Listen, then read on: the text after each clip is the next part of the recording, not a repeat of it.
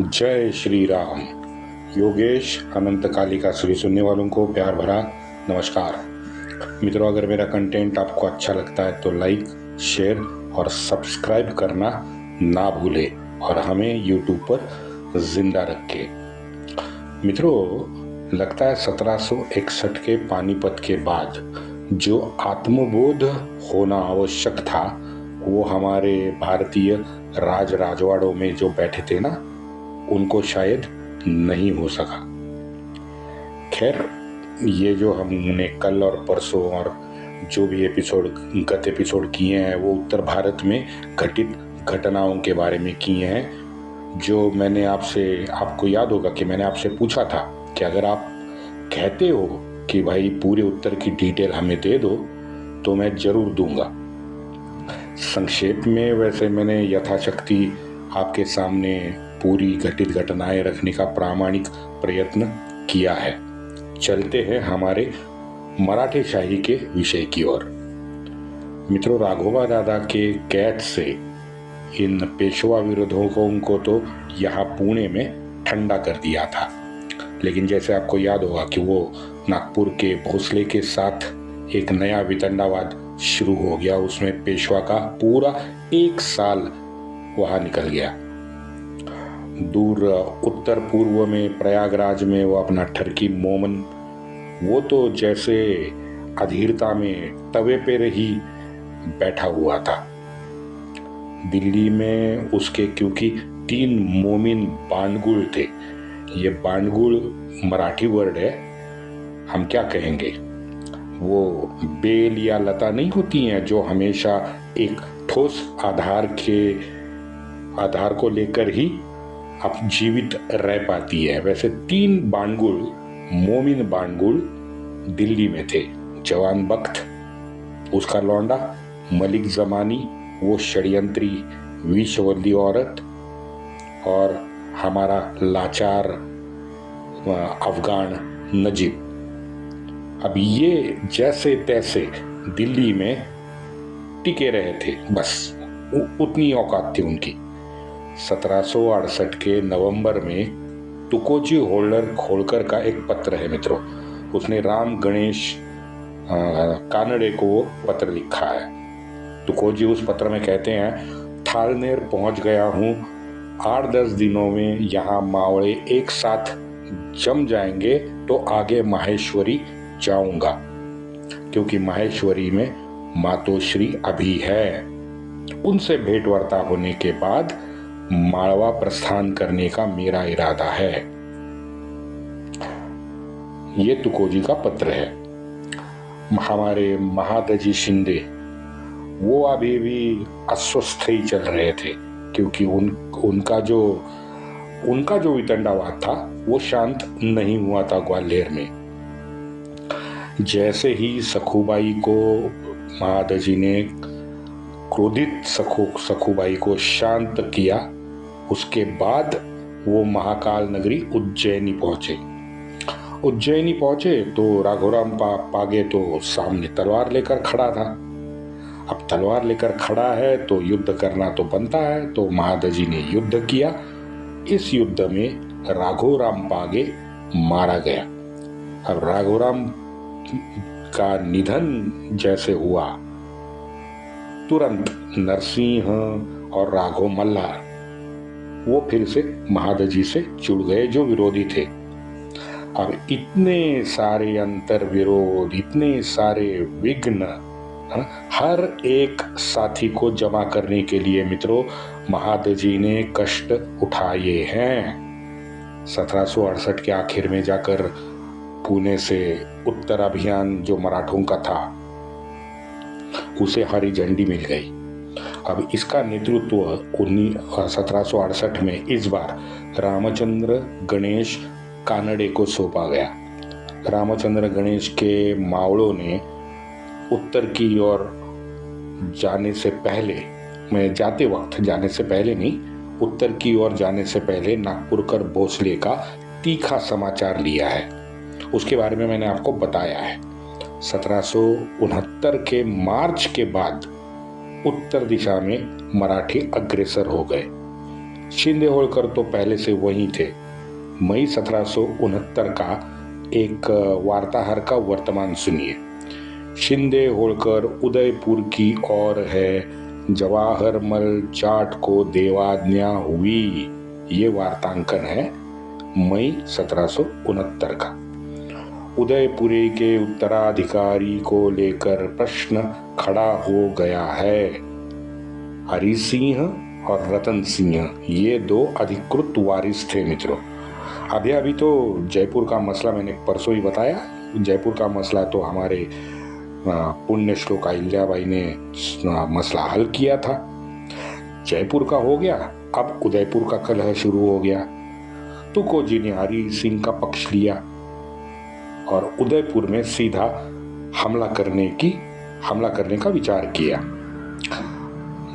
अब तुकोजी होळकर ने हरि सिंह का पक्ष लिया तो महादजी शिंदे ने रतन सिंह को चुना।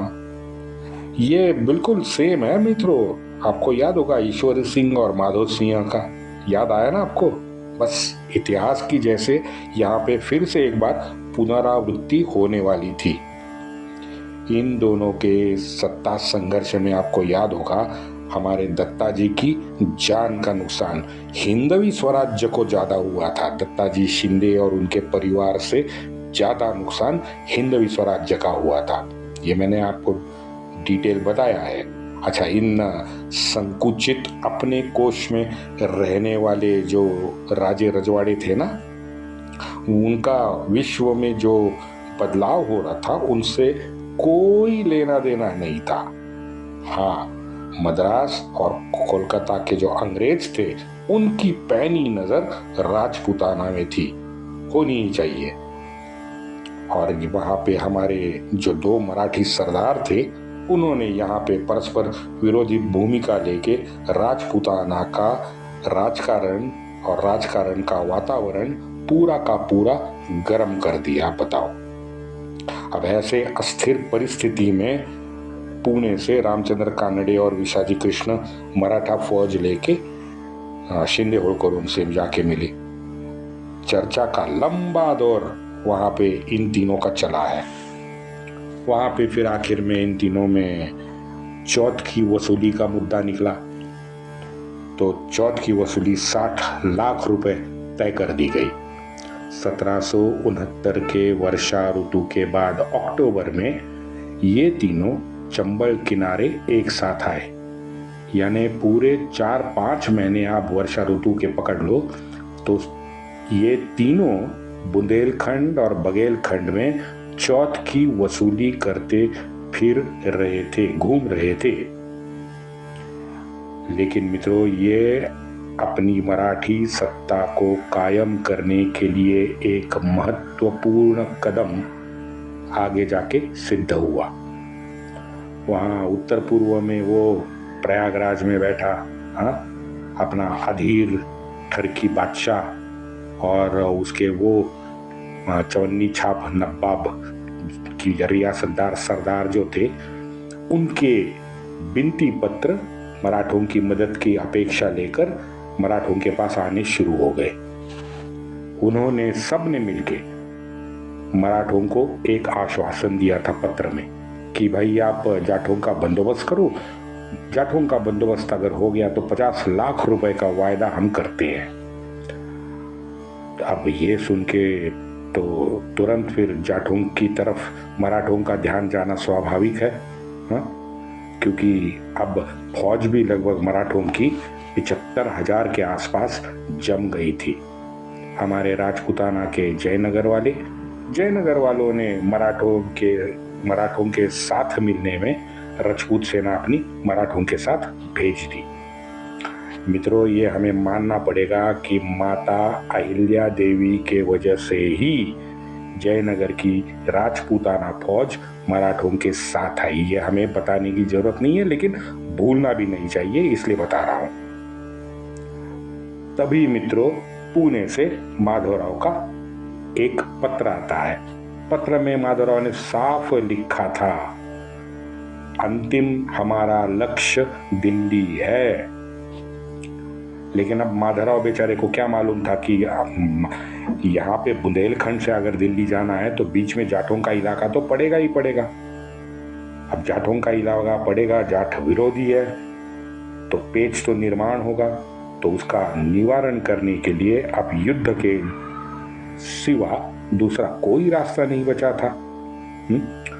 युद्ध की नौबत मराठों पे वहां सीमा पर आ गई, लेकिन एक दिक्कत थी, पैसा नहीं था। अब बिना पैसे के फौज को कैसे तैयार करे बताओ, और पैसा बिना चौथ के आने वाला नहीं था। करे तो क्या करे। जितने भी मराठों के सभी मांडलिक थे, राजे थे, नवाब थे, रियासतदार थे, उनके पीछे मराठे पड़ गए पैसों के लिए। अब इससे उत्तर भारत के जितने भी अशराफ सत्ताधीश थे ना, उनमें फिर से एक बार मराठी विरोधी भावना उत्पन्न हो गई, क्योंकि पैसे मांग लिए मराठों ने। मराठों ने पुरुषोत्तम पंत हिंगणे, ये मित्रों हिंगणे वकील की तीसरी पीढ़ी है, ध्यान में रखो। ऐसे ही पीढ़ियां ये यहाँ पे हम बोलते हैं ना, कॉलेजियम सिस्टम नहीं चाहिए सुप्रीम कोर्ट में, तो ये कहाँ से उपजी है ये आप जरा देख लो। इसका कनेक्शन 1750 तक दूर जाता है। अब बताओ। हाँ, चंद्रचूड़, गंगाधर पंत चंद्रचूड़ का मैंने तो आपको बताया। YV चंद्रचूड़ 7 साल तक कोई बंदा CGI कैसे रह सकता है बताओ, लेकिन यशवंतराव चंद्रचूड़ रहे थे, 7 साल भारत के CGI थे। उनका लड़का 2 साल से ज्यादा था, धनंजय था ना, अभी था, अभी तो रिटायर्ड हुआ है। मेरा कोई लेना देना है नहीं, लेकिन बस मैं बता रहा हूं कि ये इनका जो कॉलेजियम का कनेक्शन है ना वकीलों का, ये कितना पुराना है, बस ये आपको बताना था। आगे बढ़ते हैं। पुरुषोत्तम वकील को इलाहाबाद प्रयागराज में मोमिन निकम्मों के पास माधवराव ने भेज दिया। बताओ क्या जरूरत थी, लेकिन भेज दिया। इलाहाबाद प्रयागराज के निकम्मे मोमिन आप जानती हो, बादशाह और शुजा। सिर्फ वो नहीं है, वो दोनों और उनके साथ दिल्ली में भी उन चिरकुटों से विचार विमर्श करने की बात इन 3 सरदारों में तय हुई। बताओ, वहां दिल्ली में नजीब दिल्ली में था, और नजीब की नींदें अब बस मराठे आने से ही, उसकी खबर उसको मिली थी, लेकिन बस आने से वो पूरी तरह से वहां पे डर गया था दिल्ली में। क्योंकि देखो ना, पानीपत के बाद मित्रों लगभग आज 8 साल तो हो गए थे। 8 साल के बाद इतना बड़ा मराठों का जमावड़ा फिर से देख के नजीब पूरी तरह घबरा गया था। अब कहाँ था उसका वो दम्भ, उसकी ऐंठ, उसका बड़े जाओ, कुछ बचा ही नहीं था, क्योंकि उसके पीछे खड़ा होने वाला, उसको आधार देने वाला कोई नहीं बचा था। उतनी शक्ति तो थी नहीं, क्षमता तो थी नहीं, औकात नहीं थी खुद पराक्रम दिखा के खुद का कर्तृत्व दिखाना। नजीब को 1768 में कोई आका ही नहीं बचा था, तो बस कोई नहीं बचा था। मोमिन कमजोर हो गया था, तो कमजोर मोमिन क्या करता है? अल तकैया करता है। तुकोजी होलकर याद आए, भाई आखिरकार मल्हारबा का मानस पुत्र नजीब था ना। मल्हारबा ने 3 बार नजीब को बचाया था, मरने से बचाया था, 2 बार तो कटने से भी बचाया है। तुकोजी के सामने मल्हारबा का हवाला देके नजीब लेट गया। अब बताओ, इस बाणगुल विश्ववल्ली के आधार से वो और दोनों दिल्ली में जीवित थे, मलिक जमानी और जवान बख्त। तो इन तीनों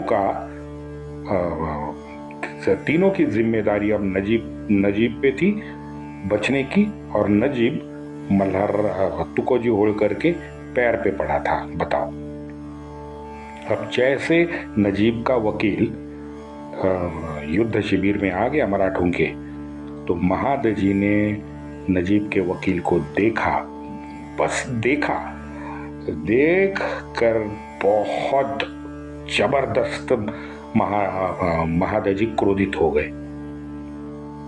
महादजी क्रोधित हो गए, बिना कुछ बोले वहां से निकल भी गए, क्योंकि इस प्रकार के हीन दर्जे के और जिसने घर डुबाने का काम किया हो ना, उस नजीब के वकील को कौन भला सह सकता है, बताओ। रामचंद्र कानड़े और तुकोजी ने नजीब के वकील की बात शांति से सुनी। वकील शब्दशः वहां पे तंबू में घुटने पर बैठा था। वकील ने जो कुछ घटा था सब भूल जाने की गुहार इन दोनों से लगा दी और माफी मांगी। माफी मांगे वकील ये भी बोला कि आगे से हम ऐसा नहीं करेंगे, अब आप ही हमारे तारणहार हो। बस ये सुनने के बाद फिर एक बार मित्रों हमारा हिंदू मन इस नजीब के वकील के अलतकैया से हिंदू मन पिघल गया। नजीब के मदद से रोहिला खंड में मराठी सत्ता कायम करने का और नजीब को माफी देने का निश्चय इन दोनों ने किया। अब ये सुन के महादजी और ज्यादा आग बबूला हो गए, सीधा युद्ध शिविर छोड़ के मारवाड़ की तरफ निकल गए।